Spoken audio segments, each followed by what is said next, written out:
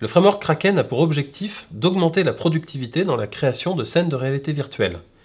Il est entièrement intégré à Unity.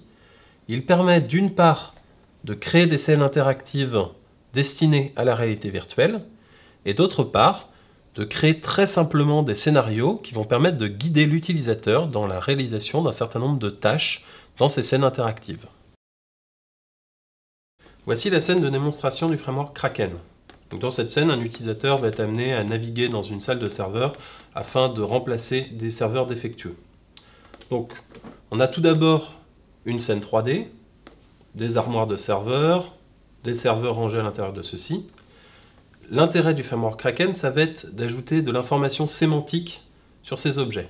Donc par exemple, si on sélectionne un serveur en particulier, on peut voir que ce serveur a un certain nombre de comportements.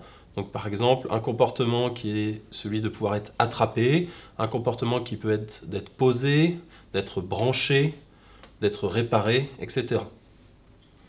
Donc ensuite, dans un second temps, on va pouvoir ajouter des interactions à la scène. Donc par exemple, il existe une interaction entre les mains de l'utilisateur, qui peuvent, elles, attraper, et un serveur qui, lui, peut être attrapé.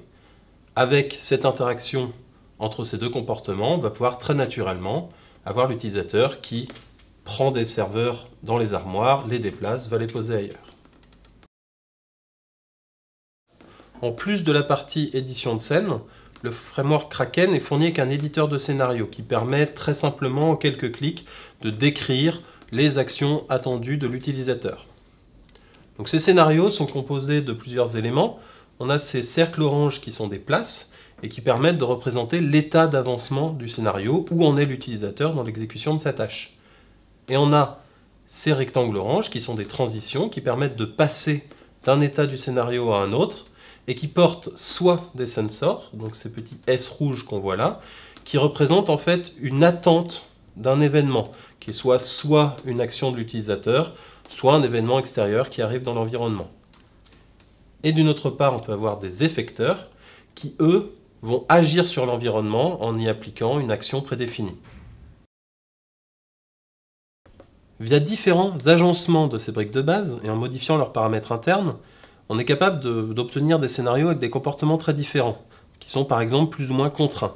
Donc dans ce premier exemple, qui est lui très contraint et axé action, on va forcer l'utilisateur à effectuer une suite de tâches bien précises dans un ordre bien précis. Ça peut servir par exemple à former un technicien à une procédure industrielle très technique. Dans un second cas, qu'on va plutôt appeler accès état, on va uniquement attendre la réalisation d'un état final attendu du système. Donc dans notre cas, uniquement que le serveur soit réparé. Dès que le serveur est réparé, le scénario s'arrête. On peut évidemment mélanger ces deux méthodes pour obtenir des scénarios qui sont plus ou moins contraints à différents moments en fonction des besoins. Nous allons à présent suivre la progression d'un utilisateur dans la scène de maintenance des serveurs. Nous pourrons suivre l'utilisateur à travers le scénario également.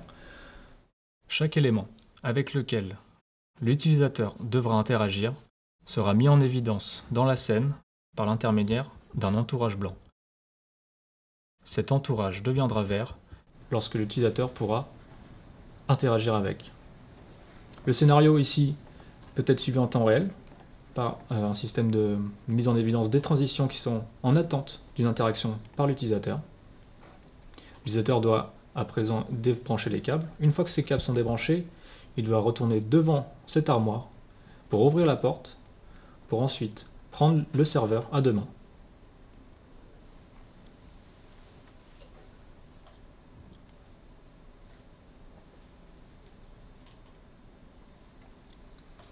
Une fois que l'utilisateur a pris le serveur à deux mains, il doit le déposer derrière lui sur la petite table.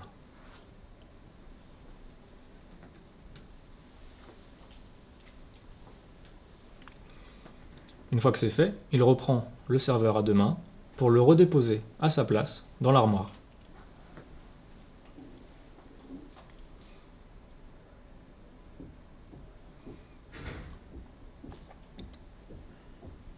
Et doit ensuite faire la manipulation inverse en rebranchant les câbles pour que notre serveur soit enfin réparé et fonctionnel.